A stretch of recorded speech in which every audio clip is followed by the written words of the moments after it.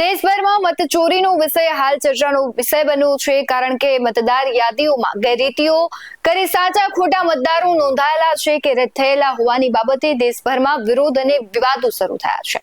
પણ આ વિરોધ અને વિવાદમાં સત્ય કેટલું? શું ચૂંટણી પંચ અને ભારતીય જનતા પાર્ટી મતદાર યાદીમાં ગેરરીતિ કરી રહી છે? આવા અનેક સવાલો અને ચૂંટણી પંચની વિશ્વસનીયતા પર ઉઠતા સવાલો વિશે જ આજે વિગતે વાત કરવી છે. નમસ્કાર, BS9 TV ન્યૂઝમાં આપની સાથે હું ભૂપતિ વિશાવડિયા. આગામી વિધાનસભાની ચૂંટણીને લઈને ભાજપ, કોંગ્રેસ અને આમ આદમી પાર્ટી ગુજરાત અને એમાં પણ ખાસ કરીને સૌરાષ્ટ્ર છે એપી સેન્ટર બની રહ્યું છે. ત્રણેય પાર્ટીઓના દિગ્ગજો છે તેના આટાફેરા વધ્યા છે. ત્યારે કોંગ્રેસની વાત કરીએ તો કોંગ્રેસ હવે વોટ ચોરીના મુદ્દાને લઈને આક્રમક મૂડમાં દેખાઈ રહી છે. ન માત્ર બિહાર કે અન્ય રાજ્યો પણ હવે ગુજરાતના ઉપલેટા અને ખાસ કરીને ધોરાજી જેવા શહેરો છે તેમાં પણ વોટ ચોરી થઈ હોવાના કોંગ્રેસ આક્ષેપ કરી રહી છે. ત્યારે હાલ એવા સમાચાર પ્રસારિત થઈ રહ્યા છે કે ચૂંટણી પંચે મત ચોરી કરી છે. તો સમજવાની વાત એ છે કે દિલ્હીથી ચૂંટણી કમિશનરો મતદાર યાદીઓ તૈયાર કરવા નથી આવતા. આ સમગ્ર કામગીરી જિલ્લા ચૂંટણી અધિકારી, કલેક્ટર, પ્રાંત અધિકારીઓ, મામલતદાર વગેરે જ અધિકારીઓ છે તે જ આખી મતદાર યાદી છે તેમાં સુધારણાનું કામ સંભાળતા હોય છે. તે લોકો જ મતદાર યાદીઓ તૈયાર કરતા હોય છે અને રાજ્યના મુખ્ય ચૂંટણી અધિકારી અને ચૂંટણી આયોગને મોકલે છે. તેમજ ઓનલાઈન પણ તેવું જ અપલોડ કરે છે. વ્યક્તિ દીઠ જે મતદારની ખાતરી કરવાનું કામ હોય તે ગામ અને વોર્ડ વિસ્તારના નિમાયેલા BLO કરે છે. નામ રદ કરવા, નામ ચડાવવા માટે નિયત નમૂનાના જે ફોર્મ છે તે ભરવાના હોય છે. આ ફોર્મ પ્રમાણે જે ચૂંટણી અધિકારીઓ છે અને ચૂંટણી પ્રક્રિયાનો જે સ્ટાફ છે તે આખી મતદાર સુધારણા યાદી તૈયાર કરતું હોય છે. નામ રદ કરવા, નામ ચડાવવાનું કામ તાલુકા, જિલ્લાની કચેરીઓમાં કોમ્પ્યુટર ઉપર જ થતું હોય છે. દિલ્હીના ચૂંટણી કમિશનરો રૂબરૂ હાજર રહીને કે દિલ્હીથી ચકાસીને તમામ સુધારણા નથી કરતા. અને માની લઈએ કે સમગ્ર ઘટનાની કડી જો કદાચ દિલ્હી સાથે જોડાયેલી હોય તો સ્થાનિક લેવલે બેસેલા લોકો પણ તેની સાથે જોડાયેલા હોવા જોઈએ. એટલે સીધી જ દિલ્હીથી થતી કામગીરી પર સવાલ કરતા પહેલા સ્થાનિક લેવલે થતી ભૂલો અથવા ગેરરીતિઓ ખૂબ જ મહત્વનું પરિબળ તરીકે કામ કરતી હોય છે. મતદાન ઉપર સમગ્ર લોકશાહી તંત્ર ટકેલું છે અને દેશના લોકતંત્રનો આધાર મતદાર અને મતદાન છે.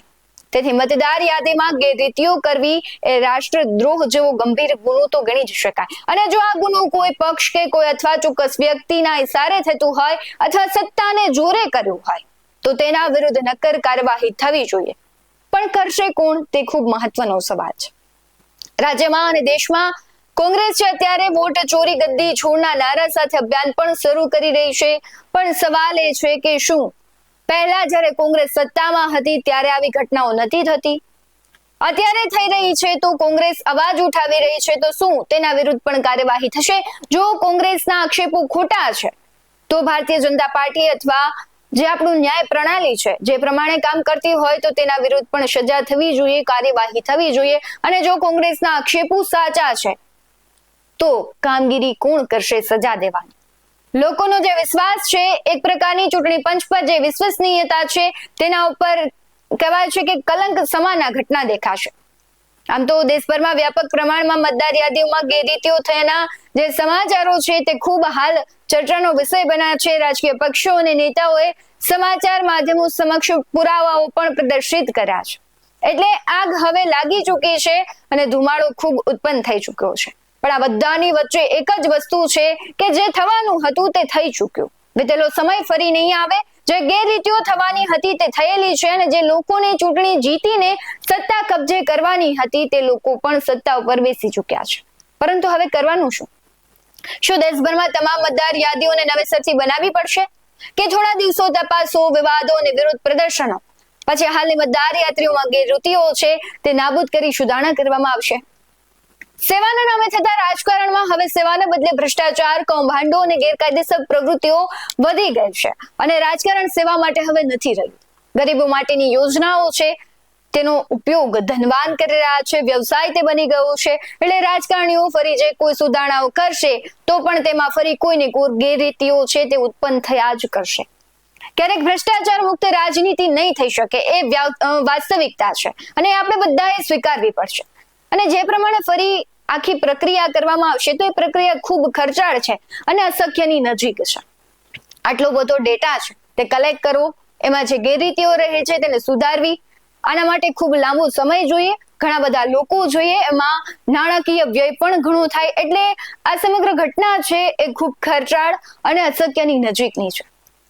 લોકશાહી અને ચૂંટણી પંચ છે આખી પ્રક્રિયા શુદ્ધ કરવા શું કરી શકે તેની વાત કરીએ તો ભારતમાં આધાર કાર્ડ, રાશન કાર્ડ, ચૂંટણી કાર્ડ, પેન કાર્ડ, પાસપોર્ટ એ નાગરિકતાનો આધાર નથી, પરંતુ જુદા જુદા વિષયોની પ્રશાસનની કામગીરીઓ માટે નાગરિકની ઓળખ પ્રસ્થાપિત કરવાના માત્ર ઓળખપત્રો છે. આ ઓળખપત્રો સરકારી તંત્ર દ્વારા તૈયાર થયેલા હોય છે અને આ બધા જ ઓળખપત્રોના ચોક્કસ નંબરો આપવામાં આવ્યા છે.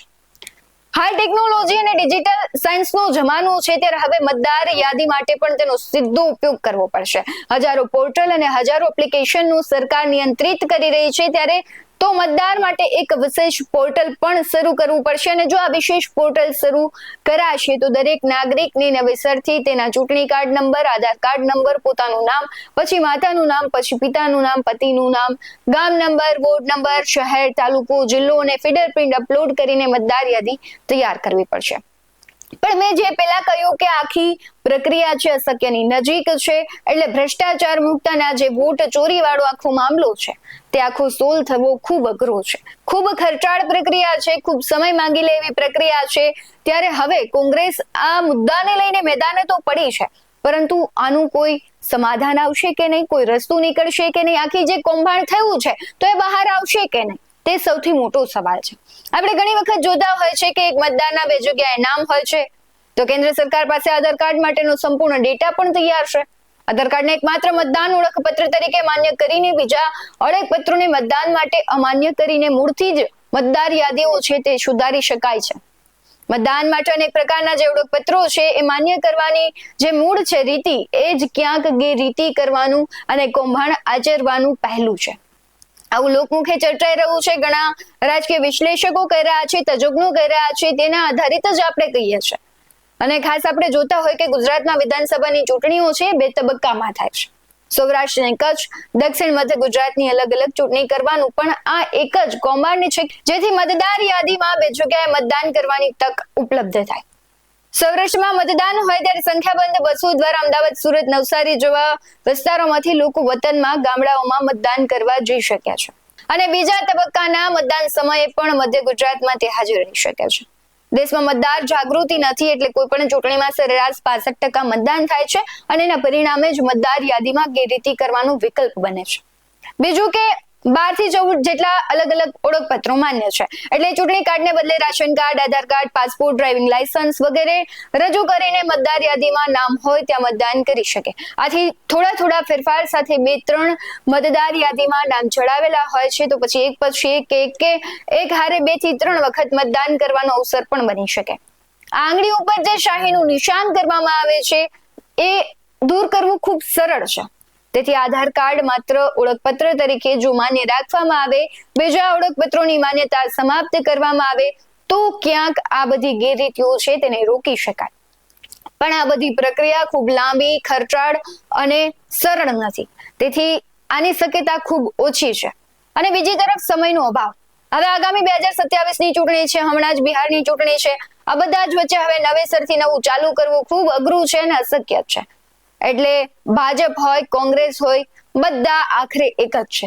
બંને પક્ષોએ ખૂબ લાંબા સમય સુધી સત્તામાં રહી સરકાર ચલાવી, એકબીજા પર હાલ આક્ષેપ કરી રહી છે, ત્યારે આખરે નુકસાન બધાનું જનતાને છે.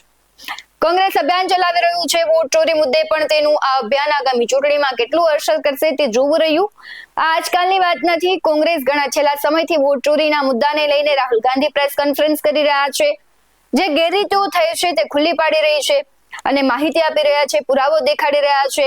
બીજી બાજુ અમદાવાદમાં પણ હમણાં જ અમિત ચાવડાએ પ્રેસ કોન્ફરન્સ કરી હતી ને હાલ હમણાં જ થોડા દિવસો પહેલા પણ હવે એવા આક્ષેપો થઈ રહ્યા છે કે ગુજરાતના અમુક શહેરો છે ત્યાં પણ વોટ ચોરી થઈ રહી છે.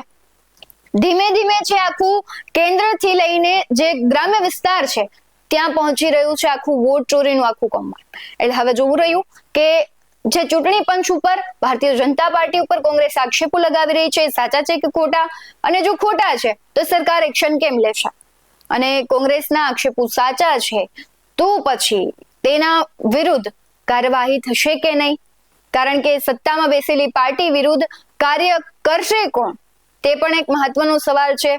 જે પ્રમાણે આખું કહેવાય છે કે સ્ટ્રક્ચર છે એમાં ક્યાંક રીતિઓ છે, એ ભારતીય જનતા પાર્ટી હોય, કોંગ્રેસ હોય, આમ આદમી પાર્ટી હોય કે કોઈ પણ પક્ષ હોય, પણ જે પહેલેથી ચાલી આવેલી ભૂલો છે એ હવે ક્યાંક મોટું સ્વરૂપ ધારણ કરવું છે, ત્યારે આ સ્વરૂપ ધારણ તો થઈ ગયું છે, પણ હવે તેને રોકશે કોણ?